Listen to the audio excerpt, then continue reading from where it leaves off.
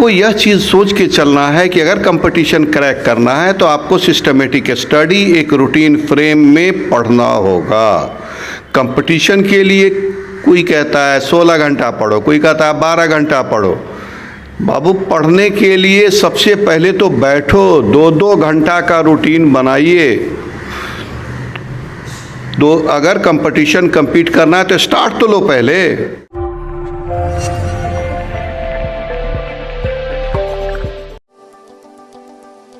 चंडीगढ़ का मशहूर hunger hackers खुल गया आपके शहर दरभंगा में, जहां आप फास्ट फूड के डिफरेंट वैरायटीज का स्वाद चख सकते हैं। बर्गर, पिज्जा, सैंडविच, पास्ता आदि मिलता है सबसे सस्ता, सबसे लजीज। अगर चाहते हैं स्वादों से भरपूर तो घूमने आइए हंगर हैकर्स जरूर। नमस्कार, आप देखना शुरू कर चुके हैं द लाइव इंडिया और मैं हूं मोहम्मद मुर्तज़ा। अभी भी हमारा सफ़र जारी है और नया साल भी जारी है और नए साल में एक मुसीबत, आसमानी कहर कह लीजिए, कोरोना का सब टाइटल कह लीजिए, ओमिक्रॉन हो या कोरोना हो या कोविड-19 हो, हम सब लोग एक ही सड़क पे एक ही रफ्तार से चल रहे हैं। फतहयाबी किसकी होती है हमको नहीं मालूम, लेकिन ये जो शिक्षा संवाद है पिछले वर्ष की तरह इस वर्ष भी अपने सफ़र को जारी किए हुआ है। और इसी कड़ी में, इसी क्रम में द लाइव इंडिया की टीम आज आ पहुंची है दरभंगा शहर के मिल्लत कॉलेज के पास। और हम हैं अभी जिनके साथ ऐसी शख्सियत है, क्या बताएं हम, मतलब कि जो गुरुजी होते हैं, जो टीचर होते हैं, जो उस्ताद होते हैं, जो टीचर्स फ्रैटर्निटी है, जो टीचर्स कम्युनिटी है, जो एजुकेशन सेक्टर में है, संग तराश हैं वो लोग। कोई पूछा कि आपने ऐसी खूबसूरत मूर्ति कैसे तराश लिया, तो संग तराश ने कहा कि मूर्ति ऑलरेडी पत्थर में था, सिर्फ हमने दिशा दिया और उस दिशा देने के बाद फाइनली रिज़ल्ट में एक मूर्ति सामने आ गया, एक मूर्त सामने आ गया। तो वही काम आज के टीचर हैं, जो आज के उस्ताद हैं, जो आज के टीचर कम्युनिटी हैं, जो एकेडमिशियन हैं, वो कर रहे हैं। क्योंकि कोरोना भी है, कोविड भी है और बहुत सारी हर्डल्स भी हैं जो अपने रफ्तार को फ्रीज़ करती है और इंसानों की ज़िंदगी को फ्रीज़ करती है। अब ज़्यादा वक्त बर्बाद किए हुए हम अपने मेहमान की तरफ लौटते हैं। हमारे साथ आज मौजूद हैं दरभंगा शहर के शफ़ी मुस्लिम हाई स्कूल के प्रिंसिपल डॉक्टर मोहम्मद परवेज़ साहब। आइए हम उनको नए साल की बहुत बहुत मुबारकबाद भी पेश करते हैं और द लाइव इंडिया में के परिवार में आपका स्वागत भी करते हैं। कबूल कीजिए सर। बहुत बहुत शुक्रिया, आप सबको भी नया साल बहुत बहुत मुबारक हो। मैं शुक्रगुज़ार हूँ द लाइव इंडिया का कि जिन्होंने मुझे याद किया इस शिक्षा संवाद में। और इस शिक्षा संवाद के ज़रिए हम लोग अभी जिस शिक्षा क्षेत्र में जिस क्राइसिस से गुज़र रहे हैं उस पर अभी कुछ चर्चाएं इनके साथ होंगी। अभी जो शिक्षा की स्थिति है, शिक्षा की दिशा या दशा पे हम कुछ चर्चा करें, उससे पहले थोड़ी सी मिठास भर लेते हैं, हमारे व्यूवर्स को भी मज़ा आएगा। क्योंकि आपकी ज़बान से एक एक निकला हुआ लफ्ज़ किसी की डायरी में ऐसे कैद होगा कि कभी तारीख़ में उसको तराशा जाएगा और छापा भी जाएगा।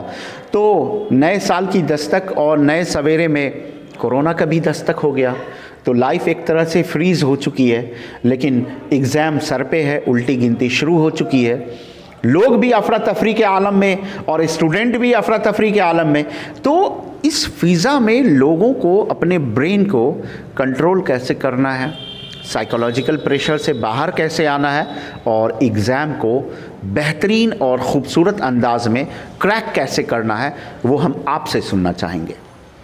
देखिए, कोरोना अब हमारे ज़िंदगी का एक हिस्सा हो गया है। चूँकि कि एक साल की बात तो नहीं है, लगातार ये तीसरा साल हो गया। तो हम लोगों को यह मान करके चलना है कि कुछ दिन इंस्टीट्यूशन खुला रहेगा, कुछ दिन इंस्टीट्यूशन बंद रहेगा, लेकिन पढ़ाई बंद नहीं होनी चाहिए। इस वक्त हमको पढ़ाई, अपनी स्टडी करते रहना चाहिए। और आज के डेट में बहुत सारे ऐसे माध्यम आ चुके हैं जिससे पढ़ाई को हम कंटिन्यू कर सकते हैं। आज जिस दौर में हम लोग गुज़र रहे हैं, इस दौर में हमें हर ऑप्शन को खुला रखना है और किसी भी हाल में स्टडी को रुकने नहीं देना है। आज का तारीख 10 तारीख आज गुजर गया, शाम 4 बजे निकल गया तो निकल गया, ये दोबारा हाथ उस स्टूडेंट के नहीं आएगा। तो जो स्टूडेंट अपने ज़िंदगी में कुछ करना चाहते हैं उनको सबसे पहले इस चीज़ की अहमियत रखनी है कि टाइम जो है वो उनके पास फिक्स्ड है। 12th में है तो 12th के लिए टाइम फिक्स है कि हमको इतने महीने में हमारा 12th कंप्लीट होना है। इसी 12th के बेसिस पर, इसी 11th के बेसिस पर आगे उनका सारा कैरियर डिपेंड करता है। हम ये सोच लें 2021 में सोच लिया 11th क्लास में, 2020 में कोरोना है, अभी क्या है, घूम रहे हैं। नहीं नहीं नहीं नहीं, आपका एक एक दिन आपके लिए कीमती है। बच्चों, आपसे बार बार हम ये कहेंगे कि एक एक दिन आपका कीमती है। आपको एक रूटीन वे में ज़िंदगी को गुजारना है, टाइम फ्रेम में स्टडी करना है। आप एक दशक और कई दहाइयों से आप इस शहर को देख रहे हैं। ये शहर शाहिद है कि आपके तराशी हुई मूर्तियां आज लोगों की सेवा कर रहे हैं और इस समाज को एक उरूज पे ले जाकर खड़ा किए हैं। ये शहर भी और ये वक्त भी शाहिद है। आप लोगों ने बहुत सारी प्रोडक्ट और बहुत सारी मूर्तियां ऐसी तराशी हैं। मेरा इशारा है कि आपके जो स्टूडेंट हैं, पढ़े हुए आपके जो छात्र हैं, तो क्या बदलाव आप देखते हैं? कितना दुखी हैं आप इन बदलावों से, या आपको लगता है कि ये बदलाव को कबूल करना चाहिए हर एक पेरेंट्स, हर एक स्टूडेंट को? देखिए, जो बदलाव आया है, इस बदलाव के बारे में हम सिर्फ इतना ही कहेंगे कि आज के डेट में भी जो गार्जियंस सीरियस हैं, जिन गार्जियन की नज़र अपने बच्चों पे है, उनके बच्चे कामयाब हैं।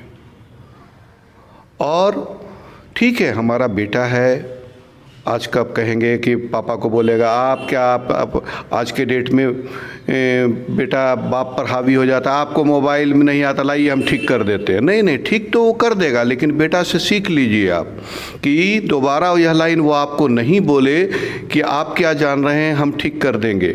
आपको अपने बच्चे पे नज़र रखनी होगी कि आपका बच्चा कितना देर स्टडी करता है, किनके यहाँ पढ़ता है, कहाँ जा रहा है, क्या पढ़ रहा है, ये गार्जियन को देखना होगा। वैसे 10% ही स्टूडेंट हैं जिनको कोई नहीं देखता है, गार्जियन भी नहीं देखते हैं, फिर भी वो कामयाब होते हैं। लेकिन उसके बाद के जो स्टूडेंट्स हैं, गार्जियन खुद जान रहे हैं कि मेरा बच्चा को क्या करना है। गार्जियन को देखना पड़ेगा, नज़र कड़ी रखनी पड़ेगी कि वो कितने देर पढ़ रहा है तो क्या पढ़ रहा है। इस चीज़ पर गार्जियन को देखना होगा, तवज्जो देना पड़ेगा। स्टूडेंट तो एकदम अभी कच्चा है, उसको जब तक ये जो 2 साल का पीरियड होता है, ये कहलाता है इंटरमीडिएट। जैसे फिल्म इंटरवल होता है ना, सेम यही चीज़ है यह इंटरमीडिएट। ये इसके बाद एक नया कैरियर शुरू होता है, तो उस नया कैरियर शुरू होने के लिए जो बेस चाहिए वो इंटरमीडिएट है, 11th और 12th है। तो बच्चे को 11th और 12th में एकदम कच्चा बच्चा है, 10th क्लास पास किया, 11th में आया, 17 साल 18 साल का बच्चा है। उसमें बहुत अच्छे बच्चे जो बचपन से ही पढ़ाई की तरफ है, उनकी बात हम नहीं कर रहे, हम इन जनरल स्टूडेंट्स की बात कर रहे हैं। तो वैसे गार्जियंस को देखना पड़ेगा, बच्चों पे निगाह रखनी होगी, उनके बच्चे ज़रूर कामयाब होंगे। ये जो एग्ज़ाम फीवर ऑन हो चुका है और स्टूडेंट के सर पे अब ये बुखार तारी भी हो गया, हावी भी हो गया है, तो ऐसे में स्टूडेंट को फिज़िक्स में न्यूमेरिकल वैल्यू और बहुत सारे ऐसे टर्मिनोलॉजी हैं जिनसे आप बखूबी वाकिफ़ हैं, पर वो बच्चे कैसे काउंटर करें इन सिचुएशन को? फिज़िक्स को कहाँ से शुरू करे और कहाँ से ख़त्म करे?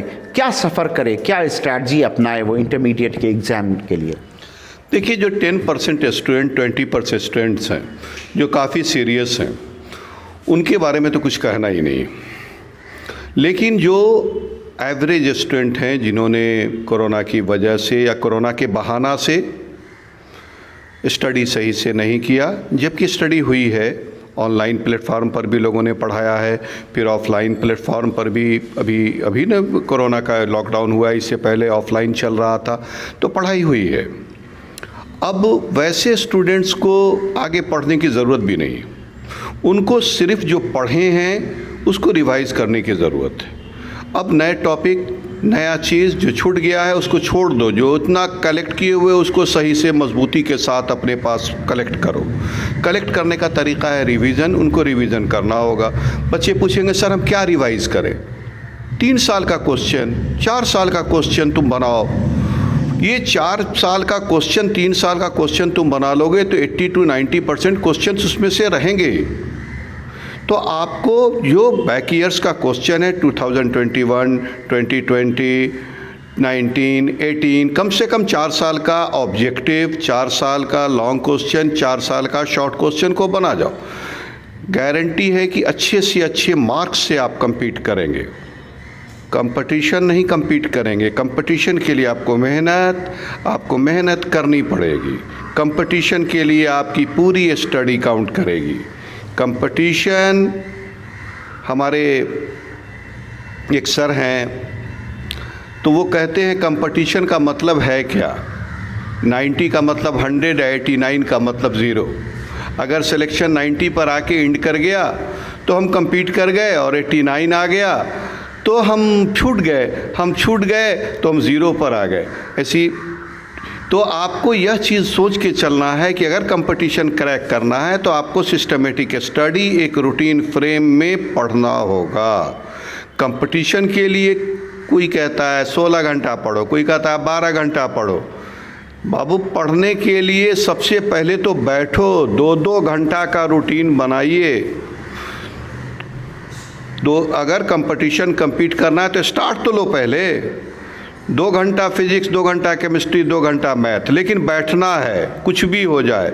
आज हम किसी वजह से नहीं बैठ सके तो कल 4 घंटा बैठ करके 3 घंटा बैठ करके इस टाइम को मेकअप करेंगे। तो मतलब कॉम्पिटिटिव एग्ज़ाम्स हैं और जो ट्रेडिशनल एग्ज़ाम्स हैं, मैट्रिकुलेशन है या इंटरमीडिएट है, बिहार बोर्ड हो या CBSE बोर्ड हो, 10th और 12th के जो बच्चे हैं वो अगर एग्ज़ाम की तैयारी करें और एक JEE और नीट की जो एग्ज़ाम की तैयारी करें, तो उन दोनों बच्चों को क्या रणनीति अपनानी होगी और क्या पैमाने को छूना पड़ेगा उनके स्टडी को? देखिए, जो बच्चे सिर्फ 12th के पास करने के लिए या 12th को क्वालिफाई करने के लिए, कहने को फर्स्ट डिवीज़न, सेकंड डिवीज़न के लिए पढ़ रहे हैं, या उनकी मंशा ये है कि हमको किसी तरह फर्स्ट डिवीज़न आ जाता, तो उनको तो बहुत ज़्यादा दिक्कत नहीं है। वो 3 महीना 4 महीना स्टडी अगर करें और सर्टेन टॉपिक्स पर फोकस कर लें तो वो उतना मार्क्स ऑब्टेन कर लेंगे।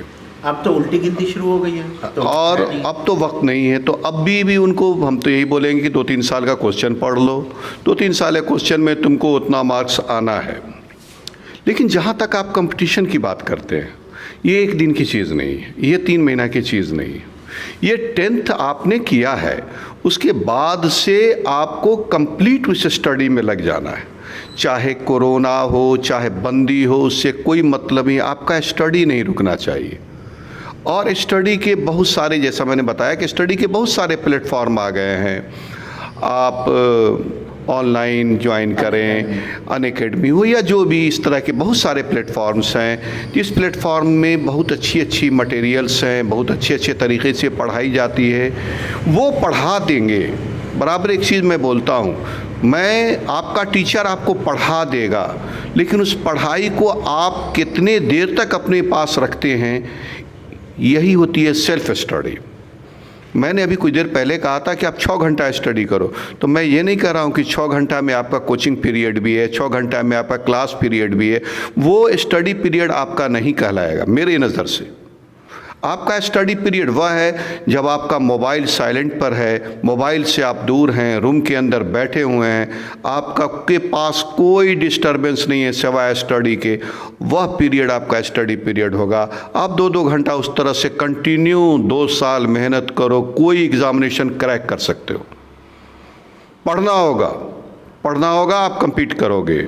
और एक चीज़, मैं अभी 2-3 दिन पहले की बात है, एक रोमन सैनी करके अनअकैडमी के जो फाउंडर हैं, 16 साल की उम्र में उन्होंने एम्स compete किया था, और उसके बाद वो फिर एम्स से डॉक्टर हुए, डॉक्टर फील्ड में गए, उनको लगा कि मैं समाज को जो देना चाहिए नहीं दे पा रहा हूँ, तो मैं हो सकता है कि आईएएस हो जाऊँ तो समाज को ज़्यादा दे दूँ।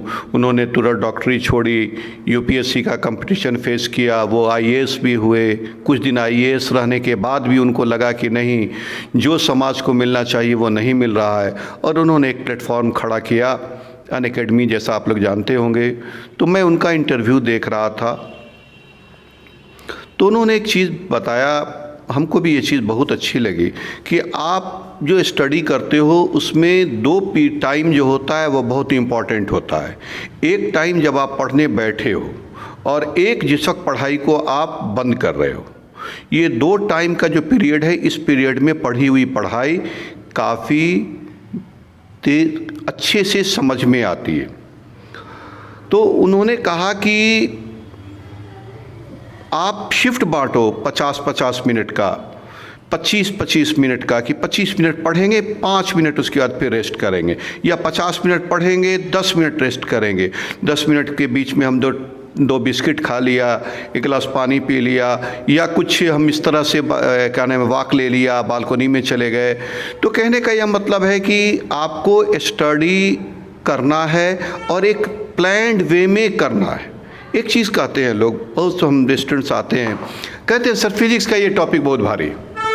अरे भारी कहाँ है, तुम पढ़वे नहीं किए, तुम पढ़ के तो देखो। तुम पढ़ोगे तो सबसे अच्छा टॉपिक, सबसे हल्का टॉपिक होगा। जो तुम समझ गए वो हल्का है। किसी लड़के के लिए फिजिक्स भारी है और किसी लड़के के लिए केमिस्ट्री का इनऑर्गेनिक भारी है। अरे तो किसी को इनऑर्गेनिक भारी है तो कह रहा है, कोई दूसरा कह रहा है कि ऑर्गेनिक भारी है। अरे तुम उसमें टाइम देके तो देखो, एक प्लान्ड वे में तुम मटेरियल को कलेक्ट करके देखो। एक किताब से नहीं समझ में आया, दूसरी किताब से देखो। अब तो इतना मटेरियल अवेलेबल है, इतना मटेरियल अवेलेबल है कि तुमको कहीं जाने की ज़रूरत नहीं है, सिर्फ तुमको वक्त देने की ज़रूरत है। और जो लड़का वक्त दे रहा है वो compete कर रहा है। दरभंगा शुरू से रिज़ल्ट देता आया है और देता रहेगा।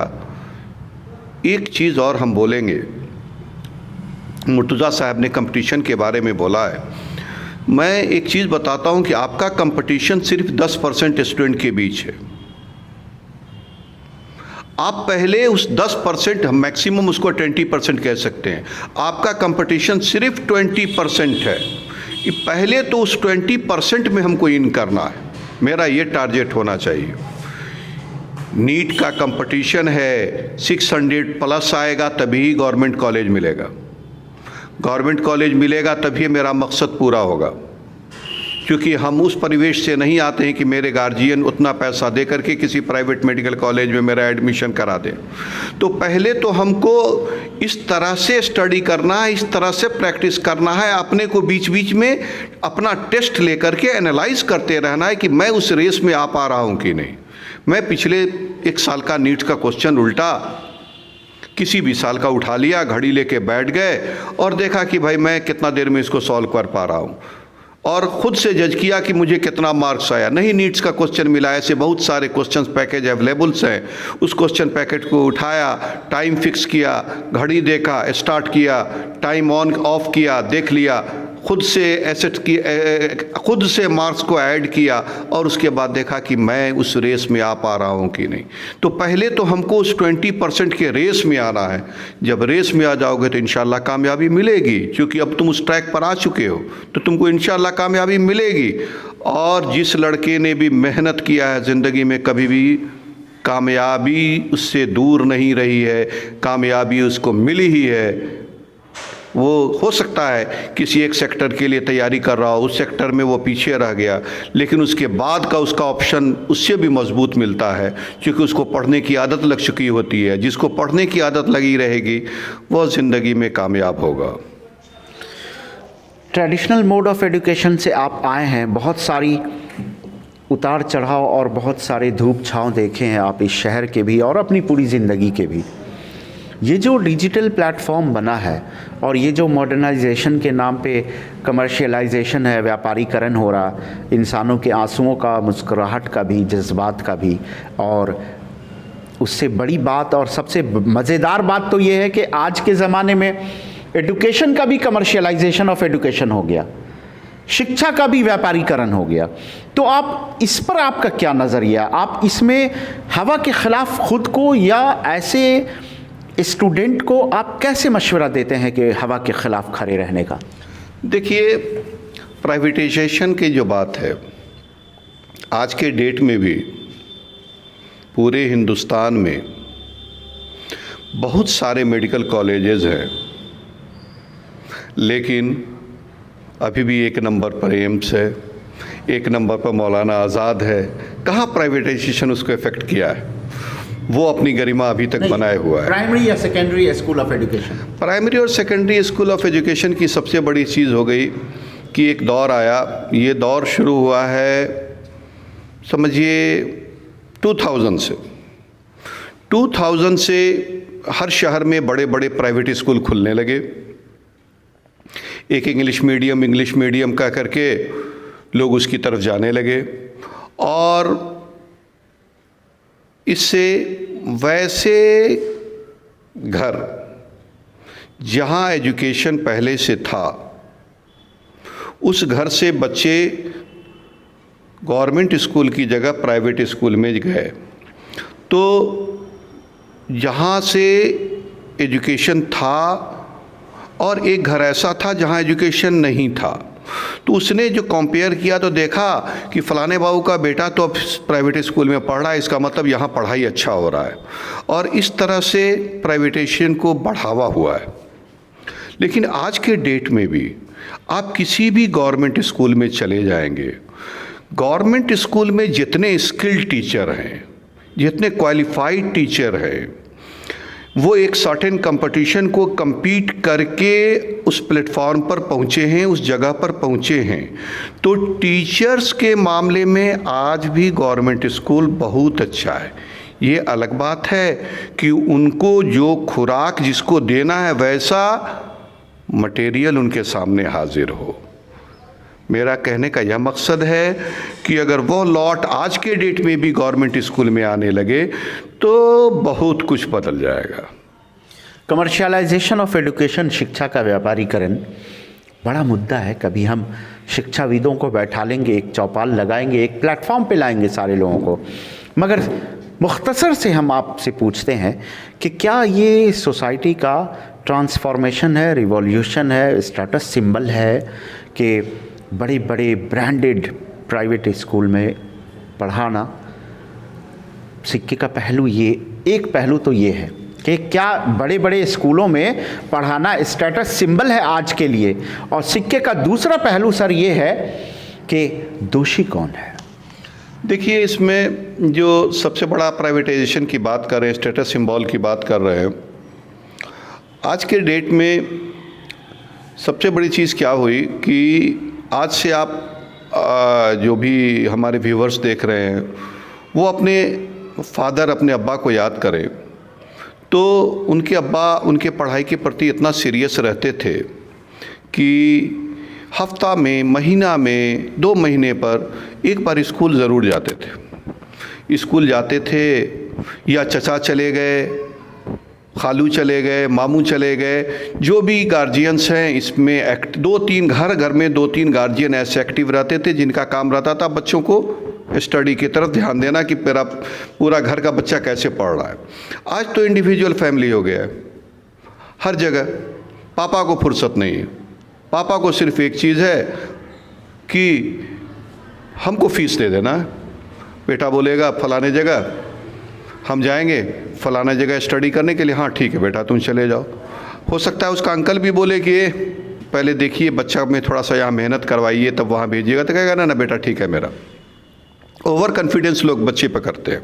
ठीक है, करना चाहिए, हम ये नहीं कह रहे कि नहीं करना चाहिए, लेकिन एक राइट डायरेक्शन में करना चाहिए, उनकी नज़र रहनी चाहिए। और इसका सबसे बड़ा प्रभाव क्या है, अब कोई बच्चा है, एवरेज है, 2 बच्चा एक साथ कॉलेज में पढ़ रहा है, और एक गार्जियन ने, दोनों दोस्त भी है, एक गार्जियन ने भेज दिया कि भाई मैं इसको कोटा भेज देता हूँ, वहाँ ये इंजीनियरिंग की तैयारी कर लेगा या मेडिकल की तैयारी कर लेगा। एक उसी का दोस्त है, उसका गार्जियन जो है वह उतना अफोर्ड नहीं कर सकता है, तो उसको अफसोस हो जाता है, अरे हमारा पास पैसा रहता तो हम भी अपना बच्चा को कोटा भेज देते।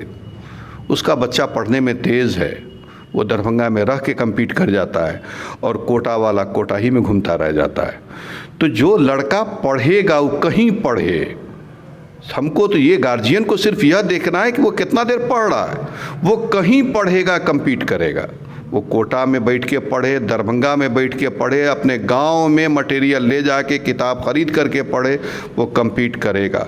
आज के ज़माने में तो इतनी अच्छी अच्छी बुक, इतनी अच्छी तरीके से लिखी हुई बुक बाज़ार में अवेलेबल है कि बहुत ज़्यादा दिक्कत नहीं है पढ़ने वाले स्टूडेंट्स के लिए। बहुत सारा फ्री ऑनलाइन भी अवेलेबल है। बहुत दिक्कत है, यूट्यूब पर खोल लिए इस टॉपिक को, तीन चार आदमी का लेक्चर सुन लिए, कहीं ना कहीं जो उसका कन्फ्यूज़न है वो दूर हो जाएगा। तो पढ़ने वाले के लिए कोई दिक्कत नहीं है और पढ़ने वाला लड़का हमेशा कामयाब होता है। चलते चलते आखिरी में हमारे चैनल के माध्यम से आप क्या मैसेज शेयर करना चाहते हैं वैसे स्टूडेंट के लिए जिनके सर पे एग्ज़ाम का भूत सवार है और अगले महीने और उसके अगले महीने इसी साल एग्ज़ाम भी होना है, तो उनको अफरा तफरी से भी वो बच जाएं और वो अपने मकसद में भी कामयाब हो जाएं? देखिए, सबसे बड़ा चीज़ क्या है कि अभी एग्ज़ामिनेशन एकदम सर पर आ गया है। अगर आप ज़्यादा प्रेशर में रहिएगा तो आपका एग्ज़ाम ख़राब हो जाएगा। आपको तो प्रेशर में आना नहीं है, तो कहिएगा तो हम क्या करेंगे तब? तो आपको रिवीजन करना है। आपके पास जितना पीरियड है उतना पीरियड, इतने वक्त को सही से यूज़ कर लेना है।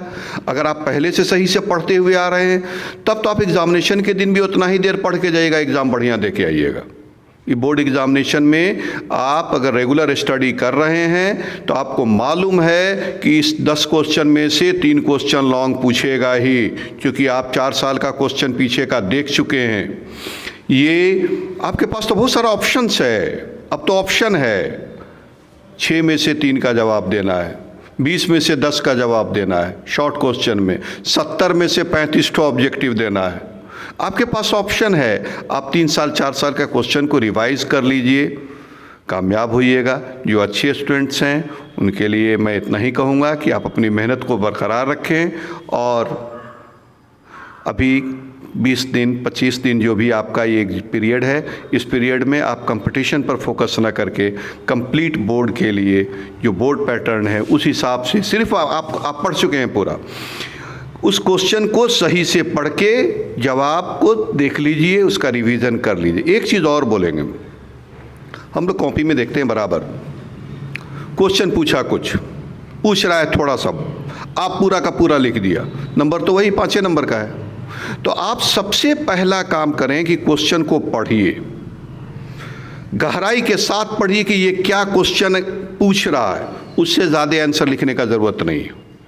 फॉर एग्ज़ाम्पल, कभी आपको कंपाउंड माइक्रोस्कोप पूछ दिया, आप तो पूरा कंपाउंड माइक्रोस्कोप याद किए हुए हैं। कंपाउंड माइक्रोस्कोप क्या है, उसका कंस्ट्रक्शन क्या है, उसका वर्किंग क्या है, उसका मैग्नीफाइंग पावर कैसे निकालेंगे, नॉर्मल सेटिंग में कैसे निकालेंगे, डिस्टिंक्ट विजन सेटिंग में क्या होगा, ट्यूब लेंथ क्या होगा। आप क्वेश्चन को पढ़िए, देखिए क्वेश्चन पूछ रहा है कि नॉर्मल सेटिंग में कंपाउंड माइक्रोस्कोप का मैग्नीफाइंग पावर निकालो, तो सिर्फ आप इतना ही लिखेंगे, डायग्राम देंगे, मैग्नीफाइंग पावर कैलकुलेट करेंगे, बाकी कुछ लिखने की ज़रूरत नहीं है। 5 में 5 नंबर मिलेगा। दूसरी बात कि बराबर आंसर देते वक्त, चूँकि ऑप्शन है आपके पास, क्वेश्चन का उसी क्वेश्चन को बनाने की कोशिश कीजिए जो मैथमेटिकल हो। मैथमेटिकल क्वेश्चंस आपको जल्दी बनता है, एक्यूरेसी रहती है, फुल मार्क्स मिलता है। बाकी मेरी तरफ से आप सबको हार्दिक शुभकामनाएं कि आप लोगों का 12th का एग्ज़ाम अच्छा से अच्छा हो। Thank you.